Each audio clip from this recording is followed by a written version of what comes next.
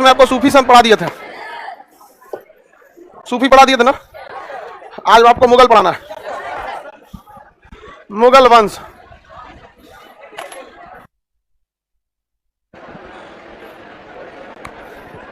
मुगल वंश कुछ पढ़ा दिए थे मुगल में।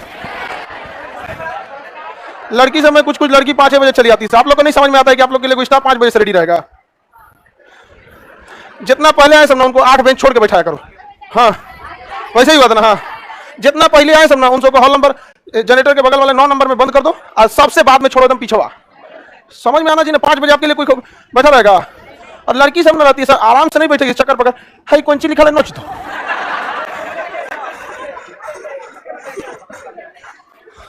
बतियाते रहेगी चाचर के ग्रुप में रहेगी सब दुगने।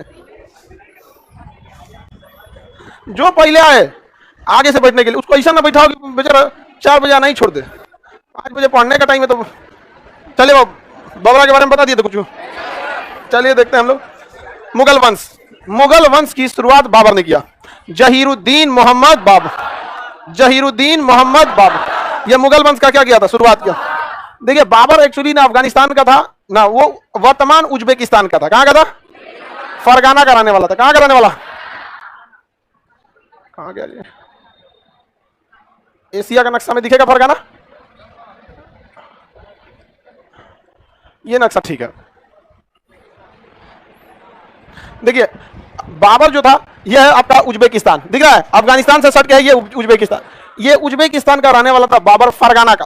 फरगाना के एक छोटे से जगह का रहने वाला था। ये पूरे एरिया पे कब्जा करके बैठा हुआ था तैमूर लंग। किसने कब्जा किया था?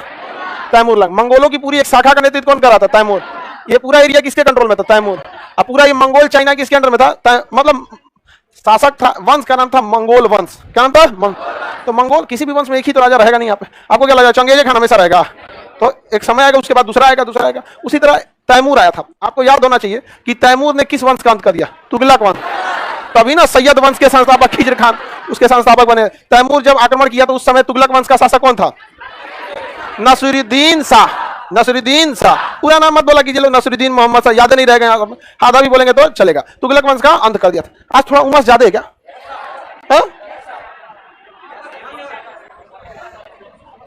चलिए हमको लगा बस हम ही को उमस लग रहा है। तो ये कौन सा वंश था बाबू? मंगोल। किसके कंट्रोल में था ये? तैमूर। तैमूर के मरने के बाद ना इतना बड़ा साम्राज्य संभालने वाला कोई था नहीं, कोई नहीं बचा था। तो जब साम्राज्य संभालने वाला कोई नहीं बचा तो जहां तहां के सूबेदार सब अपने को क्या घोषित कर दिया था? राजा।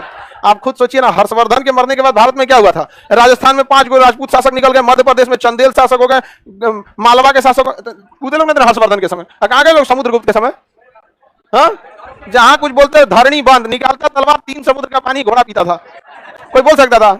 हम लोग का बिहारी भाई अशोक, उसका नाम था अशोक। उसको भले शोक नहीं था लेकिन जिधर से गुजर गया मूड बना के सबको दुख ही दुख दे देता था। हाँ तो छोटे शासक होना ही इस देश, किसी भी देश के लिए, विदेशी आक्रमण के लिए बहुत अच्छा माहौल बना देता है। तो वही हुआ यहाँ पे। तैमूर जो थे सब मंगोल शासक तैमूर लंग के मरने के बाद कोई भी इतने बड़े साम्राज्य को संभालने वाला नहीं बना। जहां था छोटे साम्राज्य का क्या होने लगा? उदय होने लगा। इसी क्रम में फरगाना एक छोटा सा एरिया था, यहाँ पे उदय हुआ किसका? बाबर का। 14 फरवरी 1483। 14 फरवरी 1483 वैलेंटाइन डे के दिन हुआ था। 14 फरवरी 1483 किसका जन्म हुआ? किसका जन्म हुआ? बाबर का जन्म हुआ 14 फरवरी 1483। बाबर किसका समकालीन था? किस सूफी संत या किस भक्त का? गुरु नानक देव। गुरु नानक देव का भी जन्म इसी के समय में हुआ था। 15 अप्रैल 1469 से देखिए 10-20 साल का अंतर रहता है ना, तो उसे समकालीन ही माना जाता है। जैसे हम आपके क्या है? समकालीन है। समकालीन है, ज्यादा थोड़ी अंतर होगा। आप खूब होंगे, हमने 20-22 साल छोटे होंगे आप लोग। हाँ आप लोग का एज कितना होगा? 20 के राउंड फिगर होगा। कोई 1 साल आगे होगा, कोई 1 साल पीछे होगा। समझ में? ऐसा कोई थोड़े होगा इसमें 11 साल का बैठा होगा। हॉल नंबर 7 में आवाज का प्रॉब्लम हो रहा है। मेरा वजह ऐसा है जी। चलिए ध्यान देते हैं। बाबर किसका समकालीन था? गुरु नानक का। यहां बाबर के पिताजी का नाम था उमर शेख मिर्जा, जो वंश के अनुसार तैमूर के थे। किसके थे? तैमूर। और उसकी माता का जो नाम था वो कुतलुग निगार खान, जो चंगेज खान की वंशज थी। देखिए चंगेज खान से कौन थी? उसकी माँ। चंगेज खान के वंशज से उसकी माँ, और तैमूर के वंशज से उसका। तैमूर हो या चंगेज हो, दोनों किस साम्राज्य के थे? मंगोल। किसके थे? मंगोल। किसके? मंगोल। तो साम्राज्य तो मंगोल ही था, लेकिन तैमूर का जो झुकाव था वो तुर्क के एरिया से था। किसके था? तुर्क के एरिया। और चंगेज खान का झुकाव प्योर मंगोल के एरिया से था। किधर था? प्योर मंगोल के एरिया से। तो बाबर जो था ना वो दो बड़का बड़का सेनापति का मिश्रण था। ससुरा उसकी माता चंगेज खान की वंशज थी। किसकी वंशज थी? Genghis Khan. Genghis Khan okay, बेटी के बेटी या बेटी के बेटी करके, नहीं समझे? अब 12वीं सदी में चंगेज खान और 16वीं सदी 15वीं सदी में बाबर। तो 300 साल में एक को नहीं ना जिंदा रहेगा, 300 साल में कम से कम 5 गो वंश आएगा। समझ में आ रहा है कि नहीं आ रहा? तो बताइए इसके पिता का नाम उमर शेख मिर्जा। मिर्जा बाबर की खानदानी उपाधि थी, इसलिए बाबर शासक बनते ही मिर्जा की उपाधि धारण करेगा। ये उसकी खानदानी उपाधि धारण करती है मिर्जा की। माता का नाम कुतुलुग निगार खान। कुतुलुग निगार खान। ये किससे संबंधित थी? चंगेज खान।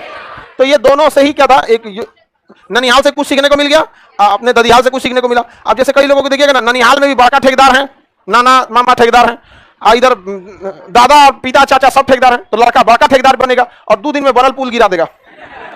समझा क्या? बिहार में जितना पुल गिरता है सब खानदानी ठेकेदार गिरा रहा है सब। उसको पता है कि कहां से सस्ता ईंटा मिलेगा, कहां सस्ता छड़ मिलेगा। छड़ ला रहा है सब गन्ना से कमजोर है। गन्ना होता है ना, गन्ना ओकरा से बिहार में डेली देखने को मिलता है। समझा कि नहीं आएगा? तो आप कुछ दिन में ना इधर एक उद्घाटन होगा, ये पुल निर्माण का पहले ही कोनो ठुक देगा, 1 महीना में गिरने वाला है। इसकी दादी का नाम था एहसान दौलत बेग। दादी का नाम एहसान दौलत बेग। एहसान दौलत बेग। कोई दिक्कत है? एहसान दौलत बेग कौन थी? इसकी दादी थी। दादी बाबर को बहुत मानती थी। बाबर को इसकी दादी बहुत मानती। 11 साल की उम्र में इसे सिंहासन पे बैठा दिया। कहां के? फरगाना के। सिचुएशन ऐसी बन गई कि इसको सिंहासन संभालना पड़ा। बाप के न रहने पे इसको क्या करना पड़ा? सिंहासन संभाला। कितने साल की उम्र में? 11 साल की उम्र में सिंहासन संभाला। 11 साल की उम्र में आप क्लास 5 या 6 में पढ़ रहे होंगे। आपको अगर किसी जगह का सिंहासन संभालने को, आप टिफिन ना संभाल पाते हो। 11 साल की उम्र में हम लोग टिफिन देखते थे, रोटी नहीं पराठा ले जाएंगे। ये सिंहासन में बैठा कितने साल की उम्र? अकबर बैठा था 13 साल की उम्र। समझा गया कि नहीं? क्या हर्षवर्धन भी अल्पायु उम्र में भी क्या किया था? बैठा था। तो जितने देखेंगे ये सब कुछ चीजें होता है। शासक बना किसके सहयोग से? दादी के सहयोग। कितने साल की उम्र में? तो शासक बन गया 11 साल की उम्र में। और खानदानी उपाधि कौन थी? मिर्जा। किसकी उपाधि धारण किया? मिर्जा। किसकी उपाधि? मिर्जा। बाबर बहुत ही महत्वाकांक्षी था। यह शब्द आपको हमेशा सुनने को मिलेगा। महत्वाकांक्षी मतलब जो होता है वो संकुचित विचारधारा के लोग नहीं होते हैं, हमेशा विस्तारवादी होते हैं। आप देखिएगा कुछ ऐसे लोग होते हैं, आप अपने अगल बगल पड़ोस में भी देखिएगा, बूढ़े हो गए लेकिन थकते नहीं, काम हमेशा करते रहेंगे। और कई ऐसे लोग होंगे इंतजार करेंगे अब रिटायर हो जाना चाहिए। कई लोगों को देखिए ना बहुत आराम प्रस्त होते हैं, उन्हें आराम चाहिए होता है। और कई बिजी वाले को देखिएगा एक काम खत्म फिर दूसरा में लग जाता है। उस वैसे लोगों को क्या कहा जाता है? महत्वाकांक्षी। तो बाबर बहुत ही महत्वाकांक्षी था, बहुत ही महत्वाकांक्षी। उसने क्या किया? समरकंद जीतने का प्लान किया। समरकंद, काबुल, ये सब इसी के एरिया के पास का है। समझ गए? इतना ही एरिया में समरकंद आएगा, काबुल आएगा, गजनी आएगा, ये सब अगल बगल का एरिया है। ये ससुरा पहाड़ी एरिया है, पहाड़ी एरिया पे कंट्रोल करना बड़ा मुश्किल है। तो बाबर ने आक्रमण कर दिया कहां पर? समरकंद पर। कहां आक्रमण किया? समरकंद पर आक्रमण कर दिया। समरकंद पर आक्रमण किया और समरकंद को जीत लिया। जब समरकंद जीता तो उसने सोचा हमें काबुल भी जीत लेना चाहिए। तो समरकंद के बाद आक्रमण कहां किया? हाँ, काबुल। जब ये काबुल आया ना तो समरकंद स्वयं को आजाद घोषित कर दिया। केवल 8 महीने शासन कर पाया समरकंद पर। समरकंद पे कितने महीने शासन किया? 8। उसके बाद कहां आया? काबुल। काबुल पहुंचा ना तो समरकंद स्वयं को क्या घोषित कर दिया? स्वतंत्र। वहां सेनापति का रहना जरूरी है, समझा? नहीं तो खुद को क्या घोषित कर लेते हैं? स्वतंत्र घोषित कर देंगे सब। आगे बढ़ जाएं तो ये स्वयं को क्या घोषित कर दिया? स्वतंत्र। कौन? समरकंद। समरकंद इसके हाथ से निकल गया। बाबर पहुंचा समरकंद कंट्रोल करने के लिए तो काबुल हाथ से निकल गया। क्या निकल गया? वापस गया फरगाना तो फरगाना हाथ से निकल गया। ऐसा कुछ नहीं बचा इसके बाद, सब खत्म हो गया इसके बाद। फिर आया गजनी, तो गजनी भी हाथ से निकल गया। गजनी पे सोचा कब्जा कर ले, थोड़े दिन गजनी भी निकल गया। ये बताता है कि अफगानिस्तान का एरिया को क्यों कहा जाता है ग्रेवयार्ड ऑफ द एम्पायर, मतलब राजाओं का कब्र। ग्रेवयार्ड ऑफ द एम्पायर, साम्राज्य का कब्र। कितना भी बड़का से बड़का रहिएगा ना, अफगानिस्तान में आने के बाद भौगोलिक दशा ऐसी है कि आपकी सेना का घिरना फिक्स है। 1 किलोमीटर के बाद एक पहाड़ है, वो पहाड़ को पार करिएगा तो फिर आधा किलोमीटर बाद एक पहाड़ है। वहां सर्वाइव वही कर पाता है जो वहां का है। समझ में आ गया कि नहीं आ गया? अब जैसे पूर्णिया, किशनगंज, अररिया, ये वाला एरिया है जो बाढ़ पीड़ित क्षेत्र है, भयानक बाढ़ है। अभी जाके देखिएगा बाढ़ आया हुआ है। कोसिया नदी का पूरा एरिया, सहरसा का पूरा जो बेल्ट है पूरा बाढ़ आ जाता है। और वहां ठेहुना से ऊपर पानी लग जाता है। पानी ऐसे भले आपको लगे तो दिक्कत नहीं है थोड़ा बहुत पानी में, लेकिन घुटना पर पानी पूरे सड़क पे लग जाएगा ना, आपकी रफ्तार जो होती है 10 का हो जाता है। कितना की स्पीड में चलते हैं? 10।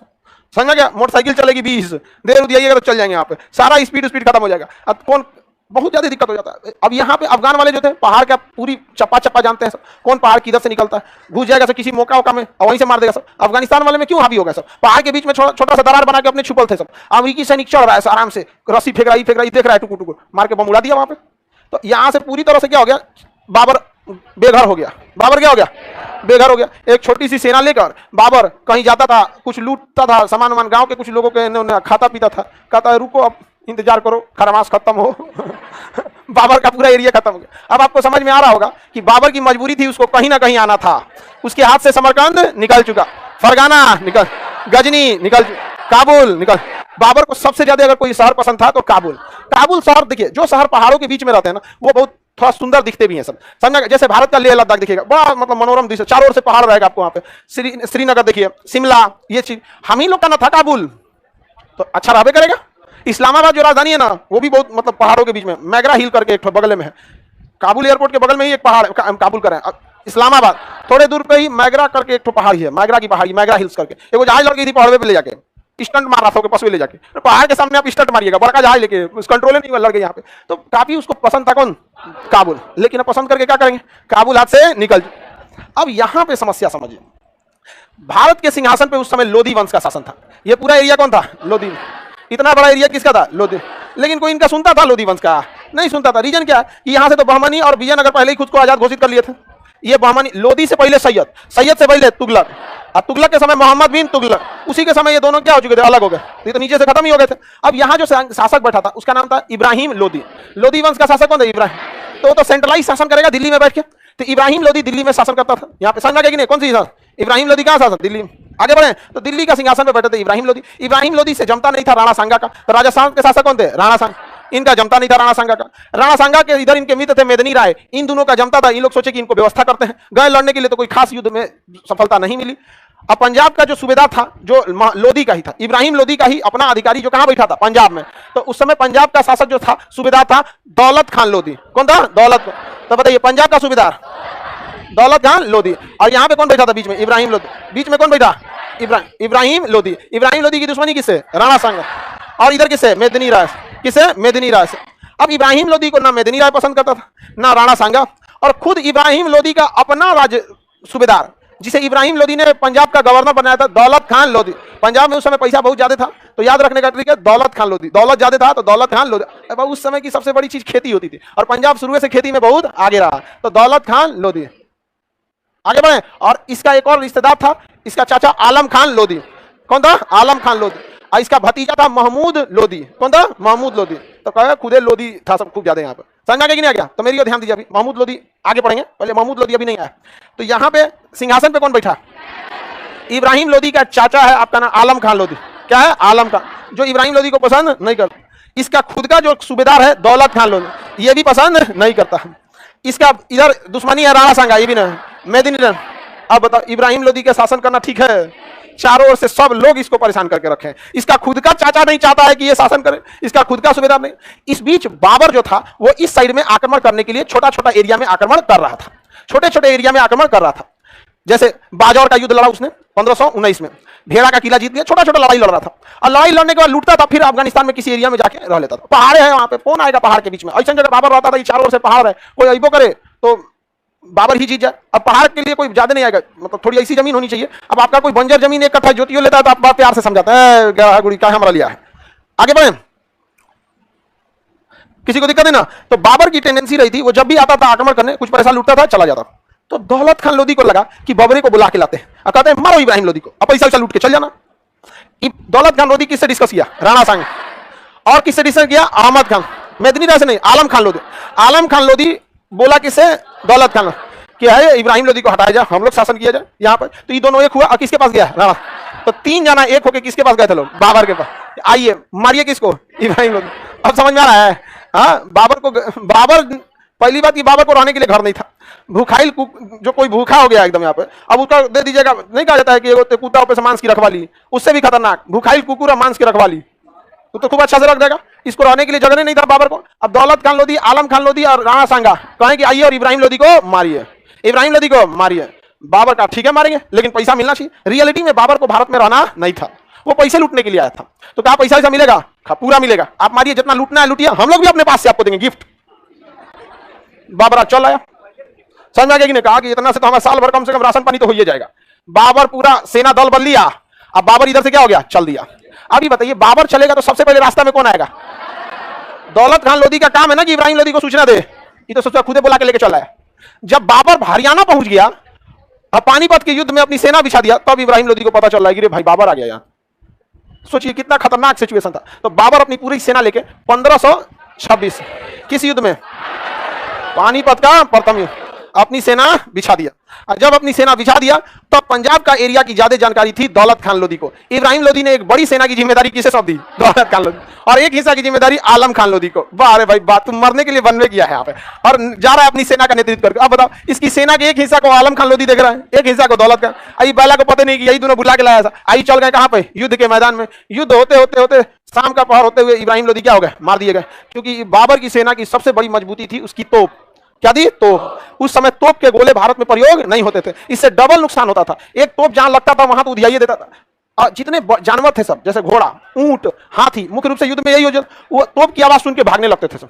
उस सबको आवाज नहीं सुने। घोड़ा जैसे नॉर्मल जो घोड़ा होता है ना, उसके ऊपर दुल्हा को बैठा के घुमाइए, दुल्हा को पटक देगा, क्योंकि कभी उतना पास से वो डीजे सुनबे नहीं किया, बाजा पिपीड़ी साना ही नहीं सुना, भाग जाएगा घोड़ा, कहेगा कि सोचा हमारा ब्याह करा रहा है, सब डर के मारे भाग जाता है।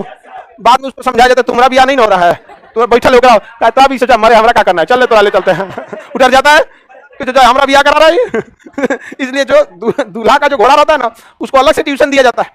समझ में क्या नहीं, उसको घोड़ा जो पालता है ना, डीजे वाले को बुलाता है और उसके सामने डीजे बजाता है, डम डम डम डम, तो पहले वो भी भागता है, धीरे धीरे उसको आदत हो जाता है। समझ में क्या नहीं, तब नहीं तो ऐसे तो तो भाग जाएगा घोड़ा। समझ में नहीं क्या होता है बाबू, ऐसा बहुत एक होते हैं। एक ठो खांसी समझते हैं, एक ठो ना, अरे वो वाला खांसी नहीं, 4 पैर वाला। तो एक हम लोग खांसी लाए थे एकदम गांव से, एक इतना खतरनाक गांव था जिसका कोई हद नहीं, एकदम अंदर का गांव। को कभी मोटरसाइकिल सब का ना बड़का बड़का हॉर्न, ट्रक और का हॉर्न नहीं सुना था। और जब हॉर्न मारी ट्रक ना, तो एक छत से दूसरे छत पे कूद गया। अरे सटल सटल घर नहीं रहता है, एक पे कूद गया। अब मेन चौक जिसका घर एकदम सड़क पे रहेगा तो ट्रक बस बड़का हॉर्न मरबे करेंगे सब यहाँ पे। और वो ट्रक वाला हॉर्न लगले रहता है, जट यमला पगला दीवाना मारता है तो पूरा कान फाड़ देता है। तो जानवर आपका उस चीज से हैबिचुअल है या नहीं है, ये भी मायने रखता है। तो कोई तोप से हैबिचुअल नहीं था। और बाबर ने घेर लिया पानीपत के युद्ध में। इसने अपनी सेना बनाई थी उज्बेकों की पद्धति से, क्योंकि ये ससुरा रहने वाला तो उज्बेकिस्तान का ही था, रहने वाला कहाँ का था, उज्बेक। तो सेना बिछाया था उज्बेक पद्धति से, सेना बिछाया था उज्बेक। अब तोप बिछाया था रूमी पद्धति से, उस्मानिया पद्धति से। रूमी और उस्मानिया दोनों एक ही चीज होता है। तो तोप बिछाया था उस्मानिया। तो पानीपत के युद्ध में इसने जो सैनिक बिछाया था, सैनिक और तोप दोनों अलग अलग नीतियां थी। सैनिक को बिछाने की नीति ये उज्बेक से सीखा था। किसे, उज्बेक से, क्योंकि ये उज्बेकिस्तान का खुद था। और तोप बिछाने की विधि है उस्मानिया से। उस्मानिया, उस्मानिया ये जो तुर्की का एरिया है ना, ये होता है उस्मानिया। हाँ कौन था, उस्मानिया। उस्मानिया ऑटोमन एम्पायर सुने, तो उस्मानिया, यहाँ से उस्मानिया वालों ने तोप का बनाया था सब, यही सब। तो यहीं से तोपची लेके आया था, समझा गया ना। तोपची कहाँ से लेके आया था, तुर्की से लेके आया था। तो उस्मानिया पद्धति से तोप और उज्बेक पद्धति से सैनिक। तो भैया ये उज्बेक तो जगह का नाम है, उस्मानिया जगह का नाम है। बिछाया कैसे था, तो उज्बेक अपनी सेना कटोरा के रूप में इसे बिछाते थे, अर्धचंद्राकार। लाइन से सेना नहीं होती थी। बाहुबली में देखिएगा तो सेना लाइन से थी, लेकिन ये सेना कैसे बिछाता, ऐसे कर्व के तौर पे। ये बीच में घुसने से कोनो डराता था सब, और घुस गया ना दाब देगा तो मर जाएंगे। यहाँ पे पूरी सेना रहती थी यहाँ पे। तो उज्बेकों की जो पद्धति थी वो अर्धचंद्राकार थी। कैसी थी, चांद तो पूरा गोल होता है ना, अर्धचंद्राकार पद्धति थी, जिसे हम लोग क्या कहते थे, तुगलमा नीति। क्या कहेंगे, तुगलमा नीति, तुगलमा नीति। और उस्मानिया जो थे सब, उस्मानिया कहाँ के थे सब, तुर्की वाले। ये जो तोप लगाते थे, इनके तोपों की जो पद्धति थी उसे कहते थे रूमी पद्धति। कौन सी पद्धति, रूमी पद्धति। तो तोप बिछाने की पद्धति रूमी पद्धति आई कहां से थी, उस्मानिया से। सेना बिछाने की पद्धति तुगलमा नीति आई कहां थी, उज्बेक। आई कहां से थी, उज्बेक। कहां से आई थी, उज्बेक। अब होता क्या था, इसमें अर्धचंद्राकार सेना लगा दिया यहाँ पर, अब बीच में सेना लड़ रही है, इसके पिछवा तोप खड़ा रहता था। पिछवा क्या खड़ा रहता, तोप मारता था, तो तोप बीच में आके गिरता था। अब बीच में जब गिरेगा तो जिनके ऊपर गिरेगा वो मारेंगे, अब बाहर भागेंगे तो बाहर से ही घेर ले सब, मार देंगे सब। तो यहाँ साइड साइड से सैनिक सब इनको ढकेल ढकेल कहाँ लाते थे सब, बीच में। और जैसे ही बीच में जाते थे पिछवा से तोप मार देता था। अब पहली बार ये लोग बारूद देखे थे, कौन सी गिर तो रे आसमान में से, अरे आसमान से कौन सी गिरा, तोप मार रहा है बाबरा पूरा। मारा, बाबर उधिया दिया इन लोग को। छिटा गया कौन, इब्राहिम लोदी। और शाम होते तो इब्राहिम लोदी के एरिया पे कब्जा हो गया किसका, बाबर। बाबर ने युद्ध जीत लिया। कौन सी बात, बाबर ने पानीपत की युद्ध को जीत लिया। अब बड़ी खुश हुआ जीत के। अब बहुत पैसा क्या किया, लूटा, बहुत पैसा लूटा। और थैंक यू बोला किसे, दौलत खान लोदी, आलम खान लोदी को थैंक यू, राणा सांगा को थैंक यू, आप मेरा गिफ्ट कहाँ गया। खूब पैसा वैसा लूटा। और पैसा इतना लूटा तो उस समय पैसा क्या था, चांदी के सिक्के, सोने के सिक्के। सोना आपने रख लिया और चांदी का सिक्का ना काबुल भेजा। कहाँ भेजा, काबुल। काबुल की जनसंख्या उस समय पहाड़ी एरिया में जनसंख्या ज्यादा नहीं होती है, किसी भी पहाड़ी क्षेत्र में ज्यादा जनसंख्या नहीं हो, जनसंख्या वहीं बढ़ेगा जहां पहाड़ ना हो, जहां रेगिस्तान ना हो। यूपी में कोई पहाड़ नहीं, कोई रेगिस्तान नहीं, बिहार में पहाड़ नहीं। अरे वो कैमूर में इतनी पहाड़ियों का पहाड़ बोला जाता है, पहाड़ के बाहर दुनिया ना दिखता है। बड़ा जो पहाड़ होता है बाहर दुनिया नहीं दिखता है, वो तो तनी मनी ऐसे झारखंड से तनी मनी झांकने चला है, बिहार है बस, मेन पहाड़ नहीं है। यूपी, बिहार, पश्चिम बंगाल पहाड़ है नहीं, मरुस्थल है। जनसंख्या देख रहे हैं, अकेले इन्हीं तीनों को ले लीजिएगा ना 40 करोड़, अकेले इन 3 राज्यों को ले लीजिएगा 40 करोड़, 22 करोड़ यूपी, 12 करोड़ बिहार, 34 ही हो गया, 10 करोड़ उधर बंगाल, 42 करोड़ पार हो जाएंगे। सोचिए अकेले 3 राज्य मिलकर धसा देगा सब जमीन, ये किस दिन में अंदर, तब भी बाढ़ आ रहा है, इतना धसा दिया सर लोड कर बहुत ज्यादा जनसंख्या। तो काबुल में इसने हर काबुल के लोगों को क्या दिया था, एक एक चांदी का सिक्का, एक एक चांदी का सिक्का दिया। जो बहुत ज्यादा दान देता है ना उसे कलंदर कहते हैं। क्या कहेंगे, कलंदर, दमादम मस्त कलंदर, सुने हैं? मतलब बहुत ज्यादा, देखो सबका सियार से बोलने लगता है, बगल होता है कभी कभी, पिछले जन्म का लक्षण छूट जाता है, पक्का पिछले जन्म में तुम लोग सियार हुआ होगा, समझा गया कि नहीं? बोलने लगता है, बिलार होगा सब यार। यूपी में 22 करोड़ से ज्यादा है बाबू, बहुत भयानक जनसंख्या है। इतना भी यूपी बिहार बंगाल को थोड़ा इस पर सख्ती से नियम की जरूरत है जनसंख्या वाले पे। कितना नियम बना दीजिएगा, जब तक महिला पढ़ेगी नहीं जनसंख्या कंट्रोल नहीं हो सकता। समझ गया कि नहीं? आ गया? तो बताइए कलंदर की उपाधि किस युद्ध में हुई? बाबर इतना पैसा लूटा तो बाबर राणा सांगा से कह रहा है, ये राणा सांगा जी यहाँ हम रह जाए तो कैसे रहेगा? क्या बोलता है तुम, यहाँ कैसे रहेगा, तुम यहाँ भाग यहाँ से। कहा कि इतना इसके क्या बतिया रहा, तुमसे भी युद्ध होगा। भयानक हो गया राणा सांगा से, बाबर हो गया, लेकिन बाबर का हालत खराब हो गया। कहा हमसे युद्ध रहोगे, इब्राहिम लोदी नहीं है, हमसे युद्ध में नहीं हट पाओगे, हम इब्राहिम लोदी नहीं है। तो कहा तो हमको पता है राणा सांगा है। तो अब युद्ध में राणा सांगा अब आ गए, युद्ध की तैयारी चालू। और 1 साल से बाबर कहां बैठा था? दिल्ली में। पूरा खा पी के मोटा गया, दिल्ली छोला कुलचा दिल्ली का छोले कुलचे दिल्ली के फेमस, इंदौर का पोहा, हाँ, गुजरात का ढोकला, बिहार का लिट्टी चोखा, महाराष्ट्र का बड़ा पाव। इन सब में देखिएगा सबसे दमदार तो बिहार का लिट्टी चोखा बड़ी सॉलिड होता है। पोहा में तो दम ही नहीं होता, अरे चिवड़वा को भिगा के उसको नाश्ता के लिए ठीक होता है। ढोकला तो में और कुछ दम नहीं होता है, ऐसे दाबी इतनी चुप हो जाता है। बिहार में ज्यादातर वर्किंग बेल्ट है ना, यहाँ पे वर्करों की संख्या आपको ज्यादा मिलेगी, शारीरिक श्रम वालों की, तो खान पान भी वैसे ही हो जाएगा, सॉलिड होना चाहिए। एक बार खा ले 10 गो लिट्टी, दिन भर का काम हो गया। 10 को तो खाइए लेगा आदमी, तो कौन चीज खाता है तुम लोग, 10 गो लिट्टी ना खाया तो। आगे बढ़े, बताइए क्या राणा सांगा से शुरुआती दुश्मनी था ना? इसे जो पानीपत के युद्ध में इतना ना पैसा लूटा, देखा ना यहाँ गर्मी पड़ रहा है ना ठंडा पड़ रहा है, इतना अच्छा दिल्ली है, कोई दिक्कतें नहीं है, और बड़ा सब सही है, यहाँ पे सामान वामान सब मिलता है, पैसा इतना लूटने को मिला। कितने अच्छे अच्छे लोग हैं, दौलत खान लोधी, आलम खान लोधी, राणा सांगा, कितने अच्छे लोग हैं, कितने आराम से मर जाते हैं इब्राहिम लोधी। एक हमारा काबुल है, ससुरा फरगाना जाओ तो काबुल गया, काबुल जाओ तो समरकंद गया, समरकंद जाओ तो गजनी गया, खाली मारे हो रहा। यहाँ कितने अच्छे अच्छे लोग हैं, थैंक यू राणा सांगा। यारी तो दूसरे दुनिया में जा रहा है, बवाल हो गया, उल्टे पड़ गया। अब राणा सांगा ने कह दिया अगर तुम दिल्ली रुकोगे तो हम युद्ध करेंगे। तो बाबर कहा हमारी मजबूरी है, बाबर ने स्पष्ट कर दिया हमारी मजबूरी, जाएंगे कहां? अच्छा आप खुद से सोचिए बाबर जाता कहां? ये बात राणा सांगा और दौलत खान लोधी को सोचना चाहिए कि जिसे बुला रहे हैं उसका कोई घर नहीं है, नहीं जाएगा आपको सेवा। समझ में आएगा कि नहीं आएगा? अब उसकी बाबर की मजबूरी थी, जाता कहां होगा, तो कुछ अपन घर द्वार कुछ नहीं था, वहां पे रह गया यहीं पे। अब राणा सांगा जो थे वो ग्रुप बनाए मेदिनी राय को, कहा कि मेदिनी राय मारल जाए यहाँ। इसका जो भतीजा था ना इब्राहिम लोधी का, वो इब्राहिम लोधी का समर्थक था, क्योंकि उसने देखा कि बाबर आने के बाद दौलत खान लोधी को भी नहीं बख्शा, बाबर आने के बाद आलम खान लोधी को भी नहीं बख्शा, बाबर आने के बाद इब्राहिम लोधी को भी नहीं बख्शा। तो इसका जो भतीजा था ना महमूद लोधी, कौन था? महमूद लोधी। तो महमूद लोधी और कौन बना? मेदिनी राय और राणा सांगा, कौन गए? राणा और आलम खान लोधी।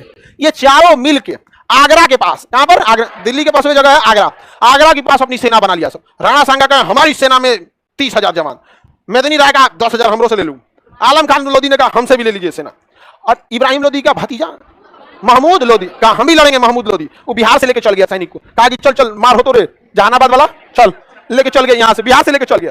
कहा मार कराने के लिए? आगरा। यहां से चल दिया लो, चलो हो, चल तो हो, ले दिया, चल गया, मार करने लगे। बाबा कहा कि भाई सभी राणा सांगा आदमी ठीक नहीं है, हम इसको अकेले समझ रहे थे, चारों का ग्रुप बना दिया। कहा कि आलम खान लोधी तुम तो अच्छे हो, कहा कि चोट्टा कहीं का तुम तो अच्छे हो। यहाँ पर दौलत खान लोधी कहा कि सब कहा कि हम बाबर फिर गिर गए, बाबरा डर गया, कि उसके हाथ से जैसे समरकंद गया था, जैसे फरगाना गया था, जैसे काबुल गया था, सेम वैसा ही भारत उसके हाथ से जा चुका था। क्योंकि पानीपत की लड़ाई बहुत बड़ी लड़ाई नहीं थी, ये केवल इब्राहिम लोदी तक सीमित थी। क्योंकि इब्राहिम लोदी का क्षेत्र कितना बड़ा था, छोटा सा सीमित चुका था। अरे उसके ऊपर का पंजाब उसका साथ नहीं दे रहा था, नीचे का राजस्थान राणा सांगा अलग शासन कर रहे थे, बगल का आगरा मध्य प्रदेश का एरिया मेदिनी राय का था। तो थे कितने बड़े, अब बेचारा बर्बाद हो गया, फंस गया कौन, हाँ बाबर पूरी तरह फंस गया। अब क्या करें, अपनी सेना को कहा लड़ लेगा तुम लोग, कहा कि महाराज लड़ लेगा, हम तो जानबे नहीं करते हैं, हम तो पहाड़ पे लड़ने वाले लोग, अब हम क्या करें। लेकिन उसकी सेना में एक चीज था, हाई हिस्ट पुरुष बहुत है। तालिबानियन को देखिएगा ना, हाइट तो नहीं, ये आता है कि हिस्ट, भौगोलिक दशा का असर बहुत युद्ध में पड़ता है, खास करके जब आप तलवार घोड़ा से लड़ाई लड़ रहे हैं तो समझे। अब कोई छोटा सा चाइनीज यहाँ कोई सरदार जी मिल जाए, तेनू इधर की करिया है, नहीं चाइनीजों को पकड़ कैसे मोमो की तरह टांग देंगे, ले जाएगा यहाँ पे, तो बहुत असर पड़ता है। तो बाबर ने देखा कि भाई अब तो हमारा सारा काम खत्म हो जाएगा। बाबर ने अपनी सेना का मनोबल बढ़ाने के लिए प्रेरित किया कि तुम्हें यह युद्ध लड़ना होगा। तुम सैनिकों पर एक टैक्स लगता था, तमगा टैक्स, जैसे हम लोग के ऊपर इनकम टैक्स लगता है, जीएसटी लगता है, सेस लगता है, सरचार्ज लगता है, लगता है कि नहीं लगता। अगर सरकार ये कह दे कि जितने लोग हैं देश के लिए ये काम करिए, फलाना टैक्स माफ हो जाएगा, गर्दा उठा देगा। बहुत सरकार के पास जितने पैसा है सब टैक्स का है। जो जहाज में घूमते हैं लोग, जो बड़का बड़का महल, संसद भवन, सेंट्रल विस्टा बन रहा है, ये किसका है, टैक्स का। बड़का विक्रांत जहाज बनकर तैयार हो गया, टैक्स, जितना चीजें सब किसका है, टैक्स। तो इसने क्या कर दिया, टैक्स माफ करने की घोषणा कर दिया। किसने, बाबर ने। किसने, बाबर ने। किसी को कोई दिक्कत नहीं ना। अरे तुम लोग कमेंटों में कुछ कुछ बोलोगे लोग तो थोड़े आदमी पढ़ते रहेगा। कर आएगी, क्लास रिकॉर्डेड है, हाँ रिकॉर्डेड है, दूसरा का आंसर पढ़ा रहे हैं। Double role. अच्छा बेवकूफ बात बता बाबू कि दौलत खान लोधी पंजाब का चीफ मिनिस्टर, हाँ वही समझ जाइए, सूबेदार मतलब चीफ मिनिस्टर, वही समझिए आप यहाँ पे। अब आप सोचिएगा कि हम रोक रोक के आप लोग को बढ़िया से बाबू सुगरा, हाँ क्या कर रहे हो, गुड मॉर्निंग, तुम्हारा जवाब अच्छा है, ये सब हम कबो किए हैं ना। अलग मॉडल है, समझा गया कि नहीं गया, सिलेबस अलग है। आपको पढ़ना है तो आपको डेडिकेटेड रहना पड़ेगा, और आप 100% समर्पित होकर रहिए ना। आप टाइप कर रहे होंगे, दिमाग से हट रहा होगा, आपको ये फिल्म की तरह याद हो जाएगा। और नहीं तो आप पढ़ते रहिएगा, आपको याद ना होगा। यहाँ पे आप बस इसको लगेगा यहाँ पानीपत की लड़ाई में बाबर आया था, क्यों आया था। और जब आप मेंस लिखने बैठिएगा, पानीपत की लड़ाई में बाबर आया, भगा देगा, भागेगा। जो अधिकारी लायक है नहीं। आप अधिकारी के पास जब भी कोई चीज आता है आपके पास लिखने के लिए, उसको पता होना चाहिए कि पेपर देखकर वो माहौल का आइडिया लगा दे कि हाँ इसके पीछे क्या है। वरना आप अधिकारी बनकर कहीं एसपी बनिएगा, डीएम डीएसपी एसडीएम बनिएगा, तो एक से एक आएगा, रोएगा, मार दिया, बाद में पता चला ये कमीना गलती किया था। समझ में आ गया कि नहीं गया। तो वो इसीलिए सिलेबस डिजाइन करता है कि वहां ऐसा आदमी जाए जो मतलब गहराई तक सोच सके। सर मेरा कमेंट नहीं देख रहे हैं, काय को देखते तो कमेंट, हाँ आप फीस किस लिए दिए, पढ़ने के लिए, उसमें दिक्कत है तो बोलिए। सर आप तो कमेंट ही नहीं देखते। देखो अब कह रहा खान बाबा जिंदा, बलवा पकड़ लेता तो बाबा आराम से हो जाते। रंग देखा, उजर नहीं आता है ना। चलिए ध्यान से, आता है, चलो ध्यान से देख रहे हो खजना साहब कर आता है यहाँ पे। इन सबको छोड़ देते, कल बरस पेंट लेके चलाएगा सर। सुनिए ध्यान समझिए, तो राणा सांगा की सेना में, इधर सेना बन गई राणा सांगा की, और यहाँ मेदिनी राय की आलम खान लोग अब बिहार से पकड़ के लेके चलाया, महमूद लोधी बिहार से पकड़ के लेगा। बाबर की सेना परेशान हो गई, उसने टैक्स माफ कर दिया, कहा कि टमका टैक्स नहीं लेंगे। और बाबर ने देखा कि अब क्या करें, हार जाएंगे। बाबर को आभास हो गया, क्योंकि बाबर नौसिखिया नहीं था, याद रखिएगा। पानीपत के युद्ध से पहले 4 युद्ध वो लड़ चुका था, और वो पाकिस्तान में लड़ा था। तो उस समय पाकिस्तान हमारा ही था, और उससे पहले अफगानिस्तान में, फरगाना में लड़ा था, समरकंद में लड़ा था, काबुल में लड़ा था, गजनी, इससे पैदा हुआ था लड़ते। बाबर अपने जीवन में जब वो 11 साल का था, उसके बाद जब तक मरा नहीं तब तक वो केवल युद्ध लड़ा था। इसलिए उसे कमजोर मत समझिएगा, वो बहुत नीति, उसने देख लिया कि उसकी सेना नहीं लड़ पाएगी। तो बाबर ने एक चीज देखा कि धर्म जो होता है ना, धर्म बड़ा अजीब, मतलब ये धार्मिक मामले में किसी को मोड़ के किधर मोड़ सकते हैं। देखा कि इसकी सेना नहीं लड़ पाएगी, तो इसने जिहाद शब्द का प्रयोग किया। किसका प्रयोग किया, जिहाद, कि तुम्हारा धर्म कमजोर है जो तुम हार जाओगे। ये सब जैसे नेतवा कैसे उत्साहता है सब, क्या तुम्हारी जाति इतनी कमजोर है, क्या ये हमारे ऊपर ऐसे देखते हैं कि नहीं देखते। तो ये एक बहुत ही उत्तेजक बात होती है, समझ में आ गया कि नहीं आ गया। तो इन नेताओं सबको सबसे सिंपल यही मिल जाता है। तो बाबर भी शासक बने, नेता, आज का नेता, उस समय का शासक। तो वे कहा कि क्या तुम लोग इतने कमजोर हैं, कलंक पोतवा के जाओगे, क्या जवाब दोगे। अफगानिस्तान में जाओगे, जहां कहा जाता है सिकंदर भी हार के गया था, क्या तुम यहां से हार के जाओगे, क्या मुंह दिखाओगे। सेना पूरा मोटिवेट हो गई, नहीं मारेंगे हम, कहां है मेदिनी राय, चलो। मार दिया, पगला गया था पूरी सेना लेकर। बाबर पूरी तरह से हारने वाला था। बाबर गया, कसम खाया, जैसे आप लोग कैसे एग्जाम पास आ जाता है कसम खाते हैं, भगवान पास करा दो, ना देखेंगे आज के बाद। हाँ न बतियाना छोड़ देंगे, भगवान को सब पता है कि नहीं छोड़ने वाला है। मने मन सोचा पास हो जाएंगे ना, पिता नहीं मनी बतियाएंगे। अरे बहुत कचरा होता है, भगवानों को नहीं छोड़ता है, तो सब पता है भगवान को। समझा क्या, चाइनीज सेंचेंग ध्यान दो ये। चलिए ध्यान से देखते हैं। उसने कहा कि हम शराब छोड़ देंगे। क्या छोड़ देंगे? शराब, मदिरा। मदिरा उस समय राजा हो जाते, मदिरा उधर पिए था, कहता कि हम युद्ध जीत गए तो मदिरा छोड़ देंगे। रीजन क्या है? बाबर के जीवन में इतना राजा उसको कभी नहीं घेरा था। सब राजस्थान से राजस्थान, ये एरिया मध्य प्रदेश से मेदिनी राय, अब बिहार से महमूद लोधी, कुल बिहार वालों को पकड़ के ले गया था महमूद लोधी। इधर आलम खान लोधी, मतलब इब्राहिम लोधी की बची हुई सेना को लेके इब्राहिम लोधी। कौन आ गया? इब्राहिम। बाबर के सामने कितनी सेना? 4। और किस युद्ध में? खानवा के युद्ध। कौन सा युद्ध? खानवा एक जगह आगरा के पास। खानवा कहाँ है? तो 1527 में कौन सा युद्ध हुआ? खानवा का युद्ध। कौन सा युद्ध? खानवा का युद्ध। बाकी मेदिनी राय नॉर्मल लड़ रहे थे, अरे बाहर से आया हरा देंगे। राणा सांगा का अलगे ओवर कॉन्फिडेंस, अरे हमारे आगे कौन जीतेगा, ये है हम लोग लड़ेंगे यहाँ पर। बिहार से लेके चल गए लोग, कौन? महमूद लोधी, कहा कि हम मार देंगे, कोई नहीं देखेगा। बाबर की सेना को पता था, बाबर ने फुली मोटिवेट करके रखा था कि लौट के जाने से बेटर है कि हम लोग अपनी अपनी जान दे देंगे। बाबर ने पूरी सेना को कहा कि अगर हम हार गए तो आप लोग हमारा सर लेके जाइएगा, मैं स्वयं की हत्या कर दूंगा, आप लेके चले जाइएगा और मेरे सर को काबुल में लेके चले जाइएगा, क्योंकि हमारा सपना है काबुल जीतने का। आप ये नहीं जीत सके तो काबुल का खाक जीतिएगा। अब कोई सेनापति इतना बोल दे तो सेना रह जाएगी। मार के सेना ने खानवा के युद्ध में चारों को अधर जी उड़ा दिया। और खानवा के युद्ध में बाबर क्या हो गया? जीत गया। बाबर क्या हो गया? जीत गया। और खुद को उसने विजेता घोषित कर दिया, गाजी। क्या कहेंगे? गाजी।